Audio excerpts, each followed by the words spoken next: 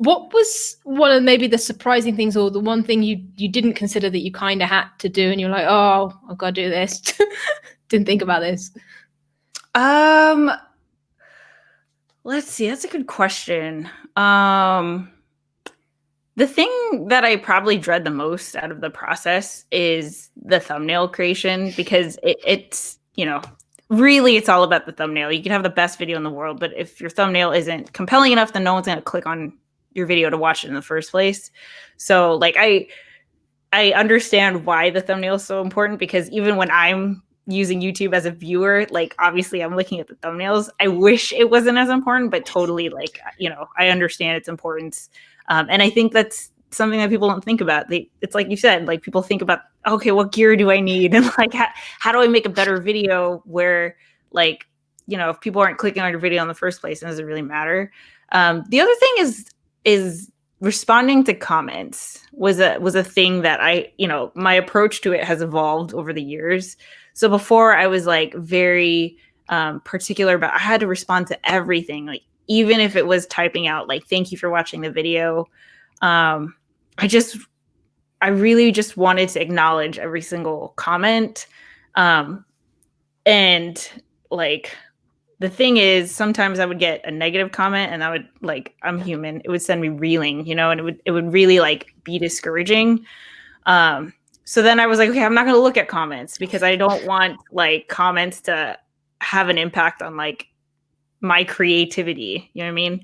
And so now I think I've done a pretty good job of like, okay, I think there's an etiquette of like, people don't necessarily expect a response. If you get it, it's delightful. It makes people feel like acknowledged. But if someone is not like contributing to a conversation, it's just like nice video or whatever, I don't have to like feel the pressure of, oh my God, I have to respond to this person. Yeah. And like, I've also, learned how to navigate getting negative comments. I just like delete them now, because I feel like, this is my space. I don't need your negativity here. But yeah, so that's like something I didn't even like think about when I first started, because you're excited to get the comments, right? Like that's the whole point, is that we want to connect with people. And then, it's like, I don't know, it's just tricky when you start to get a lot of comments and then you're realizing, wow, people have a lot of opinions about, especially for me, because it's like my life, it's not like, on my vlog channel, this is my, like how I'm personally going through things, like dealing with anxiety, juggling decisions. And like, people are, because I put it out there, people are able to, share their opinions about how I chose to do something. So just kind of like navigating that was just something I didn't expect to do. Yeah, no, that's a really good point, actually. I have to agree on the thumbnails, because so when again, my one video, but there's totally something I didn't think about. So it was like, okay, I need to film a video. So to me, it was like filming the video is the most important thing.